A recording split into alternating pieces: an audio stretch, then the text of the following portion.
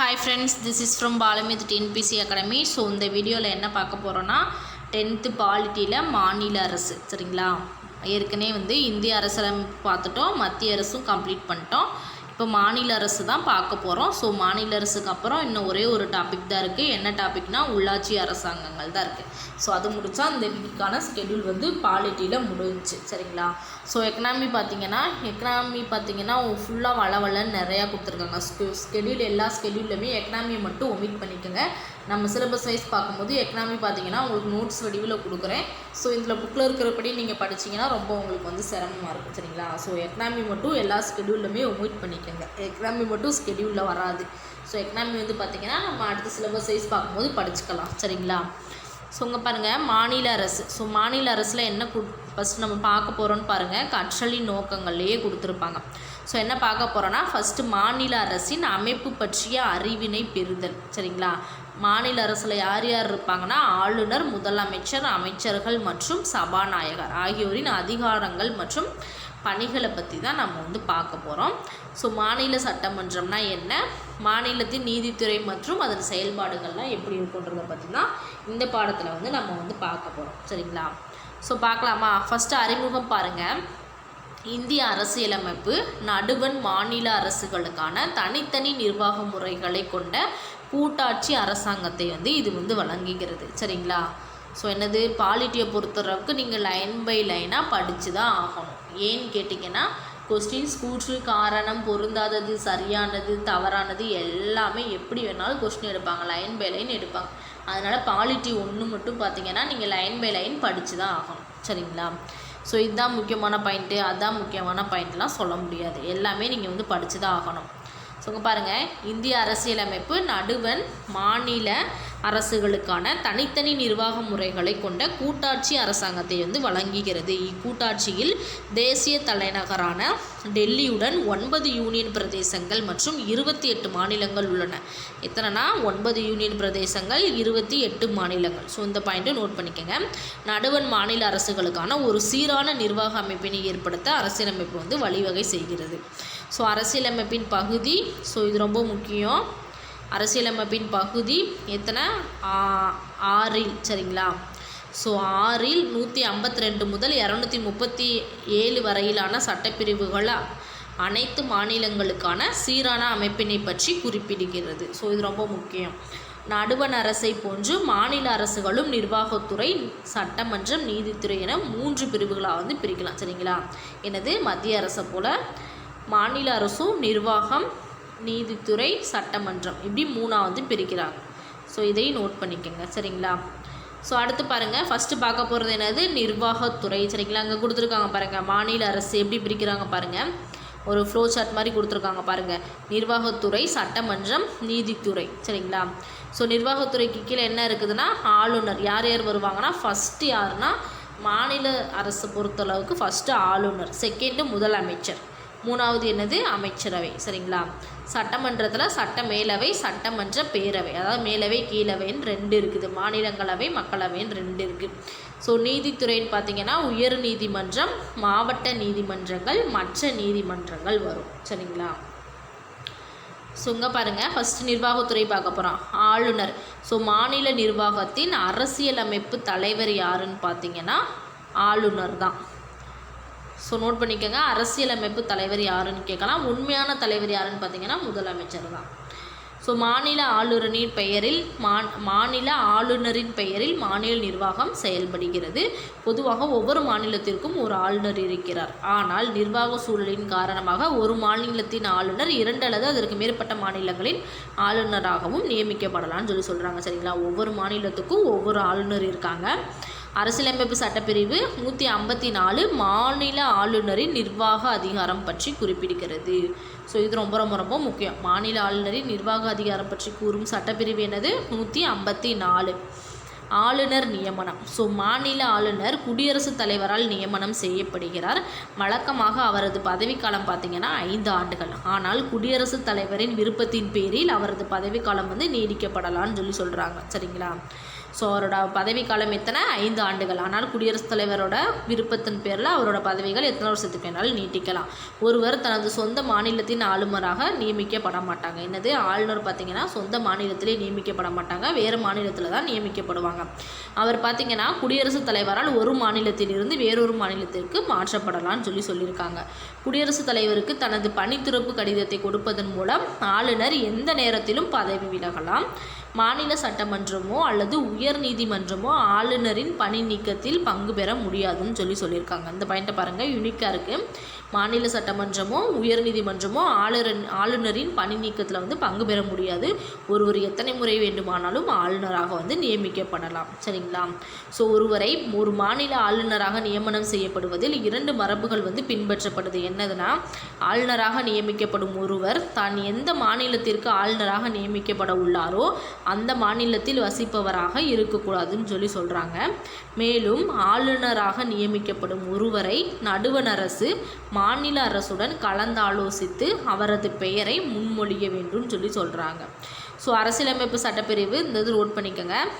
அரசியலமைப்பு சட்டப்பிரிவு 158(3)A படி ஒருவர் 2 அல்லது அதற்கு மேற்பட்ட மாநிலங்களின் ஆளுநராக நியமிக்கப்படும் பொழுது குடியரசுத் தலைவர் ஒரு ஆணையின் மூலம் ஆளுநரின் ஊதியம் மற்றும் படிகள் சம்பந்தப்பட்ட மாநிலங்கள் பகிர்ந்து வழங்க தீர்மானிக்கலாம். சரிங்களா? ஸோ அவருக்கு சம்பளம் பார்த்திங்கன்னா பகிர்ந்து வழங்கப்படும். ஸோ ஆளுநர் ஆவதற்கான தகுதிகள் என்னென்னு பாருங்கள். இந்திய அரசியலமைப்பின் 157 மற்றும் 158வது சட்டப்பிரிவுகள் ஆளுநர் பதவிக்கான தேவையான பின்வரும் தகுதிகளை பெற்றிருக்கணும்னு சொல்லியிருக்காங்க. ஸோ என்னென்னு பாருங்கள். அவர் பார்த்திங்கன்னா இந்திய குடிமகனாக இருத்தல் வேண்டும். ஃபஸ்ட்டு 35 பார்த்திங்கன்னா 35 வயது நிரம்பியவராக அவர் பார்த்திங்கன்னா இருக்கணும்னு சொல்கிறாங்க.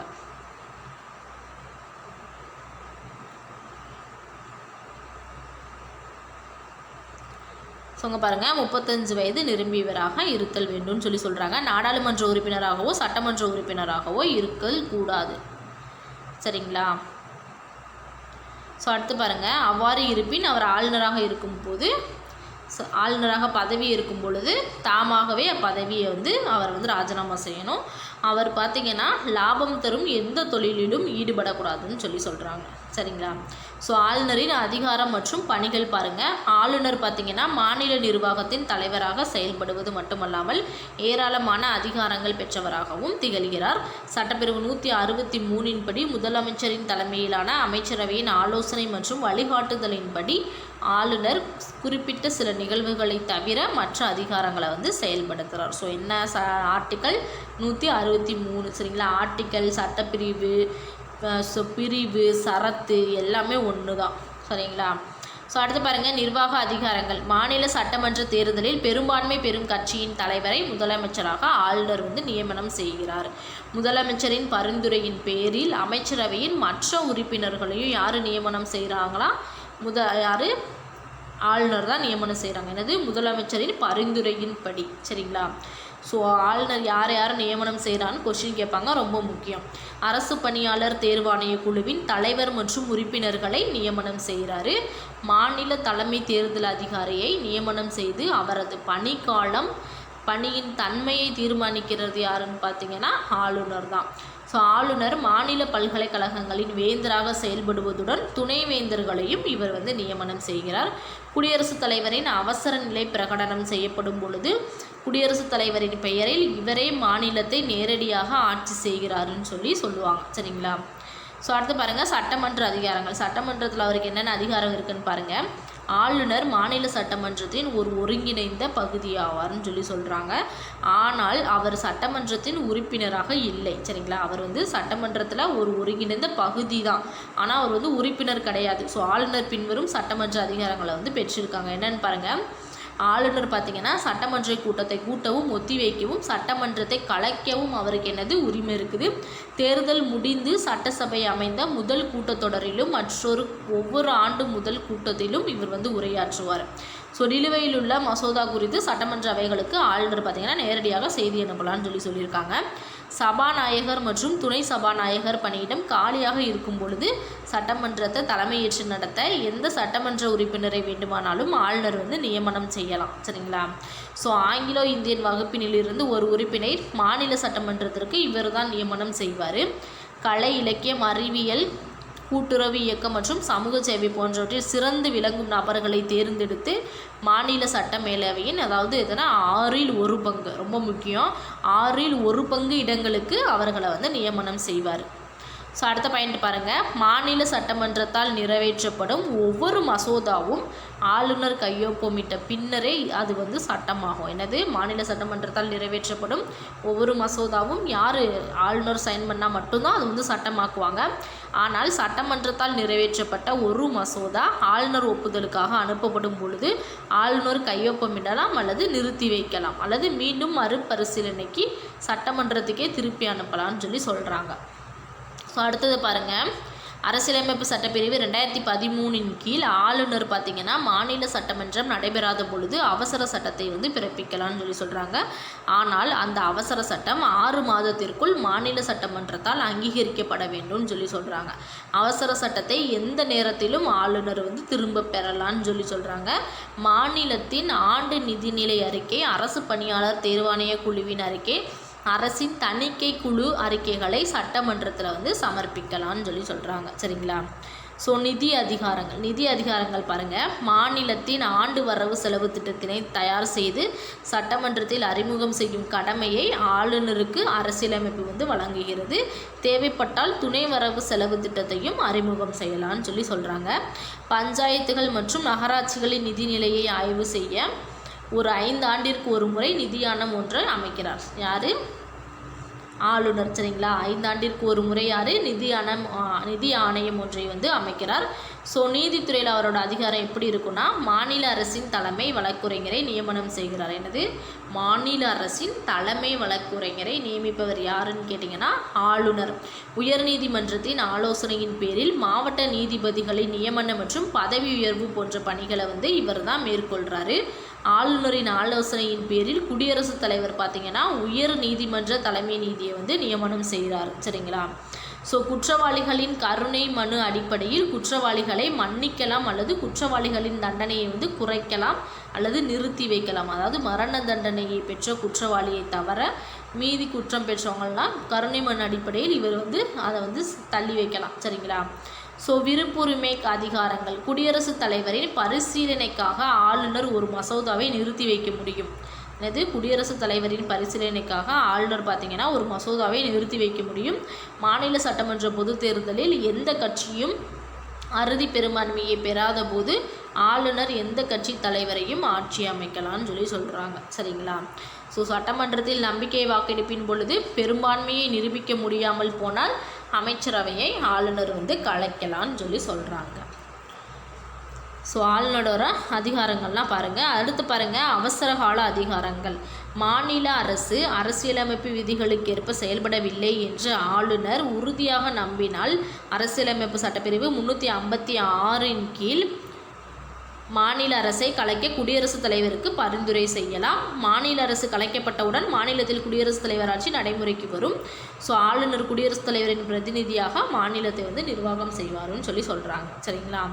ஸோ ஆளுநரின் சிறப்புரிமைகள் பாருங்கள். சட்டப்பிரிவு 361(1) ஆளுநருக்கான கீழ்காணும் சிறப்புரிமைகளை வழங்குகிறது. ஸோ அது என்னென்னு பாருங்கள். தனது பணிகள் மற்றும் அதிகாரத்தை செய்ய வேண்டும் என எண்ணுவதிலும் செயல்படுத்துவதிலும் எந்த நீதிமன்றத்திலும் பதிலளிக்க வேண்டிய அவசியமில்லை. ஆளுநர் பார்த்திங்கன்னா அவரோட பணிகள் அதிகாரத்தை செய்ய எண்ணுவதிலும் செயல்படுத்துவதிலும் யாருக்குமே எந்த நீதிமன்றத்துக்குமே அவர் வந்து பதிலளிக்க வேண்டிய அவசியமில்லை. ஆளுநரின் பதவி காலத்தில் அவர் மீது குற்றச்சாட்டுகளை சுமத்தவோ அல்லது அவரை கைது செய்யவோ எந்த நீதிமன்றமும் உத்தரவு வந்து பிறப்பிக்க முடியாது. சரிங்களா? ஸோ அடுத்து பாருங்கள் முதலமைச்சர். ஸோ முதலமைச்சர்னால் என்னன்னு பாருங்கள். அரசியல் அமைப்பால் அமைக்கப்பட்ட நாடாளுமன்ற முறையில் அமைந்த அரசில் ஆளுநர் மாநிலத்தின் பெயரளவு நிர்வாகியாகவும் முதலமைச்சர் உண்மையான நிர்வாகியாகவும் உள்ளனர். வேறு வகையில் கூற வேண்டுமானால் ஆளுநர் என்பவர் மாநிலத்தின் அரசர். சரிங்களா? மாநில அரசின் தலைவர் யாருன்னா ஆளுநர். முதலமைச்சர் என்பவர் அரசாங்கத்தின் தலைவர். சரிங்களா? மாநில அரசின் தலைவர் ஆளுநர் என்பவர் மாநில அரசின் தலைவர், முதலமைச்சர் என்றவர் அரசாங்கத்தின் தலைவர். சரிங்களா? ஸோ அடுத்து பாருங்கள். ஸோ இந்த பாயிண்ட்டை வந்து நோட் பண்ணிக்கோங்க. சரிங்களா? ஸோ கொஸ்டின் கேட்கலாம். அடுத்து முதலமைச்சரின் நியமனம் எப்படி இருக்குன்னு பாருங்கள். முதலமைச்சர் மாநில ஆளுநரால் நியமனம் செய்யப்படுகிறார். முதலமைச்சரின் பதவிக்காலம் நிர்ணயிக்கப்பட்ட ஒன்றல்ல. சரிங்களா, முதலமைச்சரின் பதவிக்காலம் பார்த்தீங்கன்னா நிர்ணயிக்கப்பட்ட ஒன்றல்ல. சட்டமன்ற உறுப்பினர்களின் பெரும்பான்மை ஆதரவு எவ்வளவு காலத்திற்கு தொடர்கிறதோ அதுவரை பார்த்தீங்கன்னா முதலமைச்சராக நீடிக்கலாம். சட்டமன்றத்தில் எப்பொழுது அவர் பெரும்பான்மையை இழக்கிறாரோ அப்பொழுது தனது பதவியை ராஜினாமா செய்கிறார். சட்டமன்றத்தில் மற்ற உறுப்பினர்களின் பதவிக்காலம் போலவே முதலமைச்சரின் பதவிக்காலமும் பார்த்தீங்கன்னா 5 ஆண்டுகள். 5 வருஷத்துக்கு ஒரு தடவை முதலமைச்சர், அதாவது என்னது சிஎம் எலெக்ஷன் வரும். சரிங்களா, ஸோ முதலமைச்சரின் அதிகாரங்கள் மற்றும் பணிகள். ஸோ அதை பாருங்கள். அமைச்சரவை தொடர்பானவை. முதலமைச்சரின் பரிந்துரையின் பேரில் ஆளுநர் அமைச்சர்களை நியமிப்பார். என்னது, முதலமைச்சரோட பரிந்துரையின் படி தான் ஆளுநர் அமைச்சர்களை நியமிக்கிறார். அமைச்சர்களுக்கு துறைகளை ஒதுக்கீடு செய்கிறார். யார்? முதலமைச்சர். தனது அமைச்சரவையை மாற்றி அமைக்கிறார். அமைச்சரவை கூட்டத்தை தலைமையேற்று நடத்தி முடிவுகளை எடுக்கிறவர் யாருன்னு பார்த்தீங்கன்னா முதலமைச்சர் தான். ஸோ அமைச்சர்கள் அனைவரையும் கட்டுப்படுத்தி வழிநடத்தி இயக்கி அவர்களது நடவடிக்கைகளை ஒருங்கிணைக்கிறாருன்னு சொல்லியிருக்காங்க. அடுத்து பாருங்கள், ஆளுநர் தொடர்பானவை. கீழ்காணும் அலுவலர்களின் நியமனங்கள் தொடர்பாக ஆளுநருக்கு ஆலோசனை வழங்குகிறார். ஸோ அடுத்து பாருங்கள், மாநில அரசு வழக்குரைஞர். ஸோ மாநில அரசு வழக்குரைஞர் மாநில தேர்தல் ஆணையர், அரசு பணியாளர் தேர்வு ஆணையத்தின் தலைவர் மற்றும் உறுப்பினர்கள், மாநில திட்டக்குழு தலைவர் மற்றும் உறுப்பினர்கள், மாநில நிதிக்குழு தலைவர் மற்றும் உறுப்பினர்கள். ஸோ இவங்களெல்லாம் யாருன்னா இவர் தான் இது நியமிப்பார். சரிங்களா, ஸோ கீழ்காணும் ஆளுநருக்கு ஆலோசனை, இது சம்பந்தமாக ஆலோசனை வழங்குவார். சரிங்களா, இந்த நியமனங்கள் தொடர்பாக ஆலோசனை வழங்குவாங்க. ஸோ அடுத்து பாருங்கள், சட்டமன்றம் தொடர்பானவை. ஸோ சட்டமன்ற கூட்டத்தொடரை ஆரம்பிக்கவும் ஒத்திவைக்கவும் யாருக்கு? ஆளுநருக்கு. முதலமைச்சர் தான் ஆலோசனை வழங்குவார். ஸோ எல்லாமே ஆலோசனை என்னது முதலமைச்சர் தான் வழங்குவாங்க. ஆனால் அதை செயல்படுத்துறது யார்? ஆளுநர் தான். சரிங்களா, சட்டமன்றத்தில் அரசின் கொள்கைகளை அறிவிக்கிறார். சட்டமன்றத்தில் மசோதாக்களை அறிமுகப்படுத்துகிறார். ஸோ எந்நேரத்திலும் சட்டமன்றத்தை கலைக்க ஆளுநருக்கு பரிந்துரை செய்கிறார். அடுத்து அமைச்சரவை. அமைச்சரவை மாநில சட்டமன்றத்திற்கு கூட்டாக பொறுப்பானதுன்னு சொல்கிறாங்க. அமைச்சரவை குழுவின் அமைச்சர்கள் அனைவரும் சட்டமன்ற உறுப்பினர்களாக இருக்க வேண்டும். சட்டமன்ற உறுப்பினர் அல்லாத ஒருவர் அமைச்சராக பதவியேற்றால் 6 மாதங்களுக்கு அப்புறம் பார்த்திங்கன்னா அவர் சட்டமன்ற உறுப்பினராக இருக்க வேண்டும். சட்டமன்றத்தில் நம்பிக்கையில்லான தீர்மானம் கொண்டு நிறைவேற்றப்பட்டால் மாநில அமைச்சரவை ராஜினாமா செய்ய வேண்டும்னு சொல்கிறாங்க. சரிங்களா, ரொம்ப ஈஸியாக தான் இருக்குது. வாஸ்து பார்த்தா உங்களுக்கே புரியும். இதுக்கெலாம் லெசன் டீச் பண்ணணுன்ற அவசியமே இல்லை. உங்களுக்கே இதெல்லாம் வாஸ்து பார்த்தாலே ஈஸியாக புரியும். அரசியலமைப்பு சட்டப்பிரிவு 163 பார்த்திங்கன்னா ஆளுநருக்கு ஆலோசனைகள் வழங்க அமைச்சரவையை உருவாக்க வழிவகை செய்திருக்கிறது. ஸோ சட்டப்பிரிவு 163 படி முதலமைச்சரை தலைவராக கொண்ட அமைச்சரவை ஆளுநருக்கு தேவைப்படும் பொழுது உதவி செய்யவும் ஆலோசனை வழங்கவும் வேண்டும் சொல்கிறாங்க. சரிங்களா, ஸோ அமைச்சர்களுடனான மற்ற விதிகள் கொடுத்துருக்காங்க. என்னன்னு பாருங்கள். சட்டப்பிரிவு 164(1) ஆளுநரால் முதலமைச்சர் நியமிக்கப்படுவதை இது கூறுதுன்னு சொல்கிறாங்க. என்னது? ஆர்டிக்கல் 164(1) ஆளுநரால் முதலமைச்சர் நியமிக்கப்படுவதை கூறுகிறது. முதலமைச்சர் பார்த்திங்கன்னா உட்பட மொத்த அமைச்சர்களின் எண்ணிக்கை மொத்த உறுப்பினர்களின் எண்ணிக்கையில் 15 விழுக்காட்டை தாண்டக்கூடாது என சட்டப்பிரிவு எது கூறுதான்? 164(1)A கூறுதான். எதையும் நோட் பண்ணிக்கோங்க. சரிங்களா, ஸோ அடுத்து பாருங்கள், அமைச்சரவையின் அதிகாரங்கள் மற்றும் பணிகள். ஸோ அமைச்சரோட அதிகாரம் பணிகள் எப்படி இருக்குன்னு பாருங்கள். மாநில அரசிற்கான கொள்கைகளை உருவாக்கி அவற்றை திறம்பட நடைமுறைப்படுத்துகிறது. அனைத்து முக்கியமான மசோதாக்களுக்கும் ஆதரவளிக்கிறது.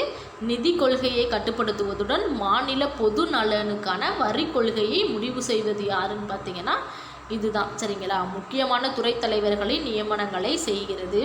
மற்ற மாநிலங்களுடன் பேச்சுவார்த்தை நடத்தி பிரச்சனைகளை தீர்க்க முயற்சி மேற்கொள்கிறது. மாநிலத்திற்கான செலவுகளை சமாளிக்க திட்ட அறிக்கையை இது உருவாக்குது. சரிங்களா, ஒரு மசோதா சட்டமன்றத்தில் அறிமுகப்படுத்தப்படும் போது அது சாதாரண மசோதாவா அல்லது நிதி மசோதாவா என்று இதுதான் தீர்மானிக்குது. ஸோ அமைச்சரவையின் ஒவ்வொரு அமைச்சரின் பணிகளை கட்டுப்படுத்தி கண்காணித்து இது ஒருங்கிணைக்கின்றது. ஆண்டு வரவு செலவு திட்டம் அமைச்சரவையால் இறுதி செய்யப்படுகிறதுன்னு சொல்லியிருக்காங்க. சரிங்களா, ஸோ இந்திய அரசியலமைப்பு ஒவ்வொரு மாநிலத்திற்கும் ஒரு சட்டமன்றம் ஏற்பட வழிவகை செய்கிறது.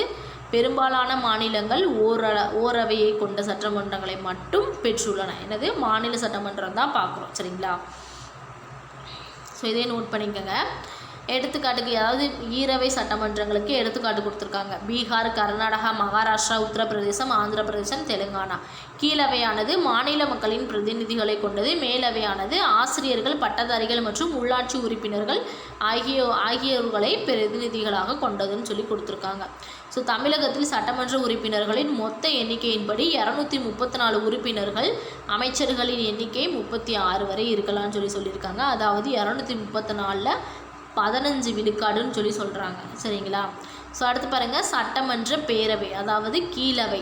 மாநில சட்டமன்றம் பிரபலமான ஒரு அவைன்னு சொல்கிறாங்க. இதுவே மாநில அதிகாரத்தின் உண்மையான அதிகார மையம்னு சொல்கிறாங்க.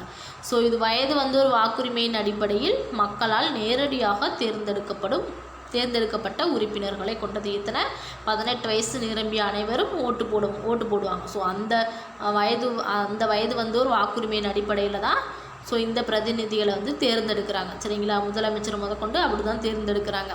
ஸோ சட்டமன்ற உறுப்பினர்களின் எண்ணிக்கை மக்கள் தொகையை பொறுத்து மாநிலத்திற்கு மாநிலம் வேறுபடுகிறது.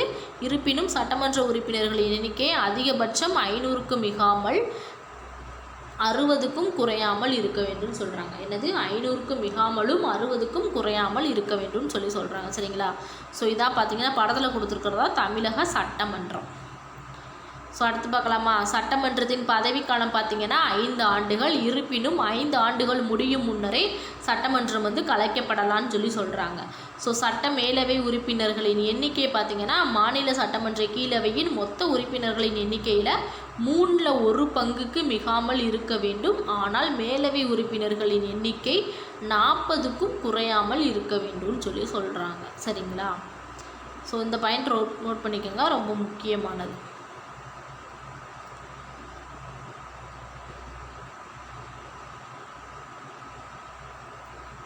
ஸோ அடுத்து பாருங்கள், சட்டமன்ற அமைப்பு.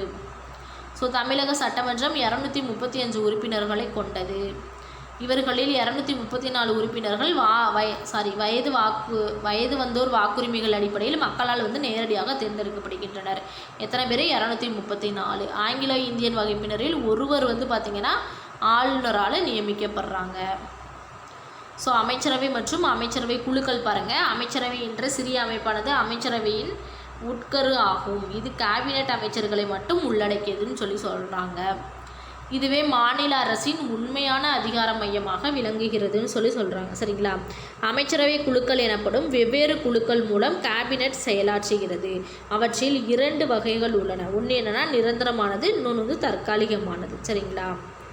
ஸோ அடுத்து பாருங்கள், சபாநாயகர். ஸோ சபாநாயகர்னால் என்ன?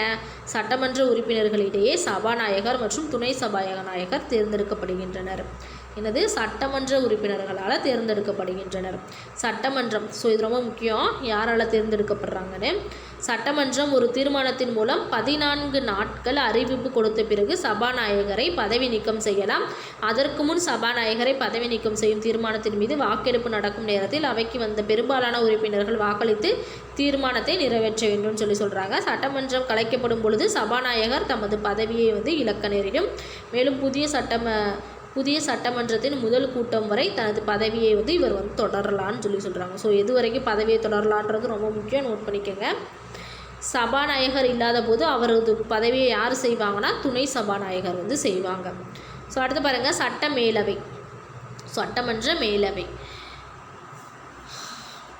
ஸோ சட்டமன்ற மேலவைனா என்னது? சட்ட மேலவைனாலும் ஒன்று தான். சரிங்களா? ஸோ விதான் பரிஷத் இந்திய மாநில சட்டமன்றங்களில் ஒரு அங்கமாக செயல்படுவது எதுனா இதுதான். சட்டமன்றத்துக்கு என்னது? விதான் பரிஷத்துன்னு சொல்லியிருக்காங்க பாருங்கள். ஸோ ஒரு அங்கமாக செயல்படுகிறது. இந்தியாவின் 28 மாநிலங்களில் 6 மாநிலங்கள் சட்ட மேலவையில் தான் இருக்குது. சரிங்களா? 6 மாநிலங்களில் சட்ட மேலவை உள்ளது. ஈரவை சட்டமன்றத்தில் மறைமுக தேர்தலால் தேர்ந்தெடுக்கப்பட்ட உறுப்பினர்களின் சட்ட மேலவை செயலாற்றுகின்றன. சட்ட மேலவை ஒரு நிரந்தர அவையாகும், அதை கலைக்க முடியாது. சரிங்களா? சட்ட மேலவை என்னது? ஒரு நிரந்தர அவையாகும். மேலவைனா என்னது? மாநிலங்களவையை தான் மேலவைன்னு சொல்லுவாங்க. சரிங்களா? கீழவைனா என்னது? மக்களவையை தான் கீழவைன்னு சொல்லுவாங்க. பதவி காலம் பார்த்திங்கன்னா 6 ஆண்டுகள். ஸோ மாநிலங்களோட பதவிக்காலம் என்னது? 6 ஆண்டுகள். அதாவது சட்ட மேலவை அதோட பதவிக்காலம் பார்த்திங்கன்னா 6 ஆண்டுகள். அதன் ஒவ்வொரு 2 ஆண்டிற்கும் 1/3 உறுப்பினர்கள் ஓய்வு பெறுவர். என்னது? 1/3 உறுப்பினர்கள் வந்து சட்ட மேலவையில் பார்த்திங்கன்னா ஓய்வு பெறுவாங்க. ரொம்ப முக்கியம். ஒருவர் சட்ட மேலவை உறுப்பினர் ஆவதற்கு அவர் இந்திய குடிமகனாக இருத்தல் வேண்டும். எத்தனை வயதுனா 30 வயது பூர்த்தி அடைந்தவராக இருத்தல் வேண்டும். இதுவும் ரொம்ப முக்கியம். சரிங்களா? ஸோ 30 வயது பூர்த்தி அடைந்தவராக இருத்தல் வேண்டும். தெளிவான மனநிலை உடையவராக இருத்தல் வேண்டும். எந்த மாநிலத்தில் போட்டியிடுகிறாரோ அம்மாநில வாக்காளர் பட்டியலில் அவரது பெயர் இடம்பெற்றிருத்தல் வேண்டும்னு சொல்கிறாங்க. சரிங்களா? ஸோ அடுத்து பாருங்கள், பாக்ஸ் கொடுத்துருக்காங்க. ரொம்ப ரொம்ப முக்கியம். 1986 பார்த்திங்கன்னா இயற்றப்பட்ட தமிழ்நாடு சட்ட மேலவை நீக்கம் மசோதா மூலம் தமிழ்நாட்டில் சட்ட மேலவை வந்து நீக்கப்பட்டுச்சு. இச்சட்டம் 1986 நவம்பர் 1 நாளன்று நடைமுறைக்கு வந்துச்சுன்னு சொல்கிறாங்க. ஸோ சட்டம் என்னது, சட்ட மேலவை சட்டம் நீக்கப்பட்ட ஆண்டு எப்போன்னு கேட்கலாம். 1986 நவம்பர் 1 நாளன்று நடைமுறைக்கு வந்திருக்குது. சரிங்களா? அது நடைமுறைக்கு வந்தது நோட் பண்ணிக்கோங்க. அடுத்து பார்த்திங்கன்னா சட்ட மேலவைக்கான தேர்தல். சொன்னால் எத்தனை பக்கம் இருக்குன்னு பார்க்கலாம். அவ்வளோதான், இன்னும் 3 பேஜ் தான் இருக்குது. ஸோ இங்கே பாருங்கள், சட்ட மேலவைக்கான தேர்தல் 1/3 உறுப்பினர்கள் பார்த்திங்கன்னா உள்ளாட்சி அமைப்புகளால் தேர்ந்தெடுக்கப்படுகின்றனர். ஸோ உள்ளாட்சி அரசாங்கம் அடுத்து பார்ப்போம். ஸோ 12/1 எவ்வளோனா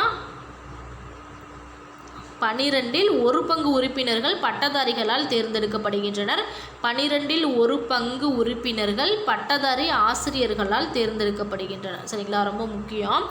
3/1 உறுப்பினர்கள் சட்டமன்ற பேரவை உறுப்பினர்களால் தேர்ந்தெடுக்கப்படுகின்றனர். 6/1 உறுப்பினர்கள் கலை, இலக்கியம், அறிவியல், சமூக சேவை மற்றும் கூட்டுறவு இயக்கம் இவற்றில் சிறந்து விளங்குபவர்களை ஆளுநர் வந்து நேரடியாக வந்து நியமனம் செய்கிறார். ஸோ இதுவும் ரொம்ப முக்கியம். சரிங்களா? அடுத்து தலைவர் பாருங்கள், மேலவை தலைவர். ஸோ மேலவை தலைவர் பார்த்திங்கன்னா மேலவை கூட்டத்தை தலைமையேற்று நடத்துகிறார். மேலவை உறுப்பினர்களிடையே தலைவர் மற்றும் துணைத் தலைவர் தேர்ந்தெடுக்கப்படுகின்றனர். தலைவர் இல்லாத போது துணைத் தலைவர் கூட்டத்தை தலைமையேற்று நடத்துகிறார். ஸோ சட்ட மேலவை உருவாக்கம் அல்லது நீக்கம். சட்ட மேலவை உருவாக்கம் அல்லது நீக்கம் பற்றி சட்டப்பிரிவு 169 வந்து கூறுது. சரிங்களா? ஸோ அதுவும் ரொம்ப முக்கியம், நோட் பண்ணிக்கோங்க. இப்பிரிவின்படி சட்டமன்றத்தின் மொத்த உறுப்பினர்களில் 2/3 உறுப்பினர்கள் வாக்களித்து 2/3 உறுப்பினர்கள் வாக்களித்து தீர்மானத்தை நிறைவேற்றி சட்ட மேலவையை உருவாக்கவோ அல்லது நீக்கவோ நாடாளுமன்றத்தை கேட்டுக்கொண்டால் நாடாளுமன்றம் ஒரு சட்டத்தின் மூலம் மேலவையை உருவாக்கும் அல்லது நீக்கும் சொல்கிறாங்க. சட்டமன்றத்தின் செயல்பாடுகள் பாருங்கள். சட்டமன்ற அதிகாரங்கள். அரசியலமைப்பின்படி மாநில பட்டியலில் உள்ள அனைத்து துறைகள் மீதும் சட்டமன்றம் சட்டத்தை நிறைவேற்றலாம். பொதுப்பட்டியலிலும் சட்டமன்றம் சட்டம் இயற்றலாம் சொல்கிறாங்க. ஆனால் அதே சட்டத்தை நடுவண் அரசு இயற்றும் பொழுது மாநில அரசின் சட்டம் செயலற்றதாகிவிடும் சொல்கிறாங்க. சரிங்களா? ஸோ மத்திய நாடாளுமன்ற நடைமுறையை போன்றே மாநில சட்டமன்றத்தின் மசோதாவும் சட்டமாக நிறைவேற்றுகிறது. அடுத்து நிதி அதிகாரங்கள் பாருங்கள். ஸோ நிதி அதிகாரங்களை பொறுத்த வரைக்கும் சட்டமன்றம் மாநிலத்தின் நிதி நிலையை வந்து கட்டுப்படுத்தும். எனது சட்டமன்றம் தான் மாநிலத்தோட நிதி அதிகாரத்தையே கட்டுப்படுத்தும். சட்டமன்ற கீழவையானது மேலவையை காட்டிலும் பண நடவடிக்கையில் அதிக அதிகாரம் பெற்று விளங்குகிறது. எனது கீழவையை காட்டிலும் மேலவை தான் பண விஷயத்தில் அதிக அதிகாரம் பெற்றிருக்கு. பண மசோதா பார்த்திங்கன்னா கீழவையில் மட்டும்தான் அறிமுகப்படுத்த முடியும். சட்டமன்ற கீழவையின் அனுமதியின்றி புதிய வரிகளை வந்து விதிக்க முடியாதுன்னு சொல்கிறாங்க. சரிங்களா? அடுத்து பாருங்கள், நிர்வாகத்துறையின் மீது கட்டுப்பாடுகள். அமைச்சரவையானது சட்டமன்றத்திற்கு பொறுப்பானது. சட்டமன்ற உறுப்பினர்களின் கேள்விகளுக்கு அமைச்சர்கள் பதிலளிக்க வேண்டும். அமைச்சரவைக்கு எதிராக நம்பிக்கையில்லா தீர்மானம் கொண்டுவரப்பட்டு நிறைவேற்றப்பட்டால் அமைச்சர்கள் பதவி நீக்கம் செய்யப்படுவர். சரிங்களா? ஸோ அடுத்து பாருங்கள், மாநில நீதித்துறை. ஸோ மாநில நீதித்துறையில் என்னென்ன இருக்குதுன்னு பாருங்கள். உயர்நீதிமன்றங்கள் உச்சநீதிமன்றங்கள்னு இருக்கும். சரிங்களா? ஸோ ஃபஸ்ட்டு பாருங்கள் உயர்நீதிமன்றங்கள். ஸோ உயர்நீதிமன்றங்கள்னால் 1862 பார்த்திங்கன்னா உயர்நீதிமன்றங்கள் கொல்கத்தா, மும்பை மற்றும் சென்னையில் வந்து தோற்றுவிக்கப்பட்டன. ஸோ உயர்நீதிமன்றங்கள் எந்த ஆண்டு தோற்றுவிக்கப்பட்டன முக்கியம். சரிங்களா? ஸோ காலப்போக்கில் பிரிட்டிஷ் இந்தியாவின் ஒவ்வொரு மாகாணமும் ஒரு உயர்நீதிமன்றத்தை கொண்டிருந்ததுன்னு சொல்கிறாங்க. 1950க்கு பிறகு தோற்றுவிக்கப்பட்ட உயர்நீதிமன்றங்கள் அண்டை மாநிலங்களுக்கும் உயர்நீதிமன்றமாக இது வந்து விளங்கியிருக்குது. மாநில அளவில் உயர்நீதிமன்றங்களே மிக குறைந்த நீதிமன்றங்களாகும். இந்திய அரசமைப்பு சட்டம் ஒவ்வொரு மாநிலத்திற்கும் ஒரு உயர்நீதிமன்றத்தை வந்து தோற்றுவிக்க வழிவகை செஞ்சுருக்குது. ஆனால் 1956 பார்த்திங்கன்னா 7வது திருத்த சட்டம் படி 2 மற்றும் 2ற்கு மேற்பட்ட மாநிலங்கள் யூனியன் பிரதேசங்களுக்கென்றே ஒரு பொதுவான உயர்நீதிமன்றத்தை நிறுவ நாடாளுமன்றத்திற்கு இது அங்கீகாரம் வழங்கியிருக்கு. சரிங்களா? ஸோ எடுத்துக்காட்டாக பஞ்சாப், ஹரியானா மற்றும் யூனியன் பிரதேசமான சண்டிகர் ஆகிய பகுதிகளுக்கு சண்டிகரில் உள்ள உயர்நீதிமன்றம் பொது நீதிமன்றமாக இது உள்ளதுன்னு சொல்கிறாங்க. சரிங்களா? இந்த பாயிண்டை நோட் பண்ணிக்கோங்க. 4 வடகிழக்கு மாநிலங்களான அஸ்ஸாம், நாகாலாந்து, மிசோராம், அருணாச்சல பிரதேசம் போன்றவைகளுக்கு பொது நீதிமன்றமாக இது இருக்குது. சரிங்களா? ஸோ இதை நோட் பண்ணிக்கோங்க. நீதிமன்றத்தின் கிளைகள் இட்டாநகர், கொஹிமா, ஐஸ்வால் ஆகிய இடங்களில் அமைந்துள்ளன. டெல்லி ஒரு மாநிலமாக இல்லாத போதும் தனக்கென்று சொந்தமாக ஒரு உயர்நீதிமன்றத்தை கொண்டுள்ளது. ஒவ்வொரு நீதிமன்றமும் தலைமை நீதிபதி மற்றும் பல நீதிபதிகளை கொண்டுள்ளது. உயர்நீதிமன்ற நீதிபதிகளின் எண்ணிக்கை பார்த்திங்கன்னா மாநிலத்திற்கு மாநிலம் மாறுபடும். உயர்நீதிமன்ற நீதிபதிகளின் எண்ணிக்கை குடியரசுத் தலைவரால் தீர்மானிக்கப்படுகிறது. ஸோ உயர்நீதிமன்ற நீதிபதிகளின் எண்ணிக்கை யாரால் தீர்மானிக்கப்படுது? குடியரசுத் தலைவரால் தீர்மானிக்கப்படுது. தற்போது இந்தியாவில் பார்த்திங்கன்னா 28 மாநிலங்கள் இருக்கான். சரிங்களா? தற்போது இந்தியாவில் 28 மாநிலங்கள் இருக்குது. 2019 ஜனவரியில் தோற்றுவிக்கப்பட்டு அமராவதியில் இயங்கும் ஆந்திர பிரதேசத்தின் புதிய உயர்நீதிமன்றத்தையும் சேர்த்து மொத்தம் 9 யூனியன் பிரதேசங்களும் சேர்த்து 25 உயர்நீதிமன்றங்கள் இருக்குதுன்னு சொல்லியிருக்காங்க. சரிங்களா? பாலிட்டி பொறுத்தளவுக்கு அப்பைக்கு மாறிக்கிட்டே இருக்கும். ஸோ அது மாதிரி கரண்ட் அஃபேர்ஸ்லேயே நமக்கு ஆட் ஆயிரும். சரிங்களா? நம்ம கரண்ட் அஃபேர்ஸ் படிக்கும்போது பாலிட்டியில் என்னென்ன மாற்றங்கள்லாம் வந்துச்சு ஸோ அதுலேயுமே நம்ம படிச்சிருவோம். ஸோ அடுத்து பாருங்கள், உயர்நீதிமன்ற நீதி வரையறை மற்றும் அதிகாரங்கள். உயர்நீதிமன்றங்கள் எங்கன்னா மாநில அரசில் இருக்கும், உச்சநீதிமன்றங்கள் மத்திய அரசில் பற்றி கொடுத்துருப்பாங்க. சரிங்களா? ஸோ இங்கே பாருங்கள், தனக்கே உரிய நீதி வரையறை. சென்னை, மும்பை, கல்கத்தா நீதிமன்றங்கள் தங்களுக்கான நீதி வரையறை அதிகாரங்களுடன் மேல்முறையீட்டு வழக்குகளை விசாரிக்கும் அதிகாரங்களையும் பெற்றுள்ளன. அதே வேளையில் மற்ற நீதிமன்றங்கள் பெரும்பாலும் மேல்முறையீட்டு வழக்குகளை விசாரிக்கும் அதிகாரங்களை மட்டுமே பெற்றுள்ளனன்னு சொல்கிறாங்க. சரிங்களா? ஸோ ஒரு பாக்ஸ் கொடுத்துருக்காங்க பாருங்கள், ரொம்ப ரொம்ப முக்கியம். 1862ஆம் ஆண்டு ஜூன் 26ஆம் நாளில் பார்த்திங்கன்னா விக்டோரியா மகாராணி வழங்கிய காப்புரிமை கடிதத்தின் மூலம் சென்னை, மும்பை, கொல்கத்தா ஆகிய மாகாணங்களில் உயர்நீதிமன்றங்கள் தோற்றுவிக்கப்பட்டன. இவற்றில் மெட்ராஸ் உயர்நீதிமன்ற வளாகம் உலகிலேயே லண்டனுக்கு அடுத்து 2வது பெரிய நீதித்துறை வளாகமாகும். ஸோ உலகிலேயே 2வது பெரிய நீதித்துறை எது? மெட்ராஸ் உயர்நீதிமன்றம் தான். சரிங்களா? ஸோ லண்டனுக்கு அடுத்து இதுதான் பார்த்திங்கன்னா பெருசு. அடுத்து பாருங்கள், முக்கியத்துவம் வாய்ந்த வழக்குகள் உயில் திருமணம் சார்ந்த வழக்குகள் மற்றும் நீதிமன்ற அவமதிப்பு வழக்குகள் ஆகியவற்றை மற்றும் நேரடியாக விசாரிக்கும் அதிகாரங்களை இவை பெற்றிருக்குது. மாகாண நீதிமன்றங்கள் தன் எல்லைக்குட்பட்ட பகுதிகளில் 2000 மற்றும் அதற்கு மேற்பட்ட தொகை மதிப்புடைய குற்றவியல் வழக்குகளை தனக்கே உரிய நீதி வரையறையை பயன்படுத்தி மாகாண நீதிபதிகள் விசாரிக்க முடியும்னு சொல்கிறாங்க. சரிங்களா? ஸோ மேல்முறையீட்டு நீதி வரையறை. ஸோ உயர்நீதிமன்றங்கள் தங்களிடம் வரும் மேல்முறையீட்டு வழக்குகளையும் கீழ் நீதிமன்றங்களிலிருந்து வரும் மேல்முறையீட்டு வழக்குகளையும், அதாவது என்னதுன்னா உரிமையியல், குற்றவியல் விசாரிக்கின்றன. ஸோ நாட்டின் இராணுவ தீர்ப்பாயங்களின் கீழ் வரும் ஆயுதம் சார்ந்த வழக்குகளை விசாரிக்க இவைகளுக்கு அதிகாரம் இல்லைன்னு சொல்கிறாங்க. ஸோ இதை நோட் பண்ணிக்கோங்க. சரிங்களா? பேராணை அதிகாரங்கள். ஸோ பேராணை அதிகாரங்கள் பாருங்கள், இந்திய அரசியலமைப்பு சட்டப்பிரிவு 226 அடிப்படை உரிமைகளுக்காக மட்டுமின்றி மற்ற நோக்கங்களுக்காகவும் பேராணைகளை வெளியிடும் அதிகாரங்களை உயர்நீதிமன்றங்களுக்கு இது வழங்குகிறது. சட்டப்பிரிவு 32 கீழ் உச்சநீதிமன்றம் வழங்கும் நீதி பேராணைகள், ஆணைகள் மற்றும் வழிகாட்டுதல்கள் போன்ற உயர்நீதிமன்றமும் அவைகளை வழங்க அதிகாரம் பெற்றுள்ளதாக சொல்கிறாங்க. ஸோ இந்த சட்டப்பிரிவுகளின் கீழ் நீதி பேராணைகளை வெளியிட உயர்நீதிமன்றங்களுக்கு வழங்கிய அதிகாரம் ரொம்ப பெருசுன்னு சொல்கிறாங்க. அடிப்படை உரிமைகள் மீறப்பட்டால் மட்டுமே உச்சநீதிமன்றம் இவைகளை வெளியிடுகிறது. உயர்நீதிமன்றம் இது போன்ற வழக்குகளில் மட்டுமின்றி சாதாரண சட்ட மீறலுக்கும் நீதி பேராணை, கட்டளையுறுத்தும் நீதி பேராணை, தடையுறுத்தும் நீதி பேராணை, தகுதி வினைவு நீதி பேராணை, ஆவண கோட்பு நீதி பேராணை இதுதான் 10th பார்த்துருப்போம். சரிங்களா? வெளியிட முடியும்னு சொல்கிறாங்க. மேற்பார்வை அதிகாரம். இராணுவ நீதிமன்றங்களை தவிர மற்ற அனைத்து சார்பு நீதிமன்றங்கள் தீர்ப்பாயங்களின் பணிகளை மேற்பார்வையிடும் அதிகாரத்தை உயர்நீதிமன்றம் பெற்றுள்ளது. ஸோ கீழ் நீதிமன்றங்களில் கொடுக்கப்பட்ட அதிகாரங்களை திரும்ப பெறும் அதிகாரம் யாருக்கு இருக்குது? இந்த நீதிமன்றத்திற்கு இருக்குது. பொது சட்டங்கள் மற்றும் பரிந்துரைக்கப்பட்ட படிவங்கள் மூலம் பயிற்சி மற்றும் நடவடிக்கைகளை ஒழுங்குபடுத்த ஒரு ஆணையை வெளியிட செய்தல் இருக்குது. ஸோ பரிந்துரைக்கப்பட்ட முறைகளில் கீழ் நீதிமன்றங்கள் புத்தகங்கள், பதவிகள், கணக்குகளை பராமரிக்குது.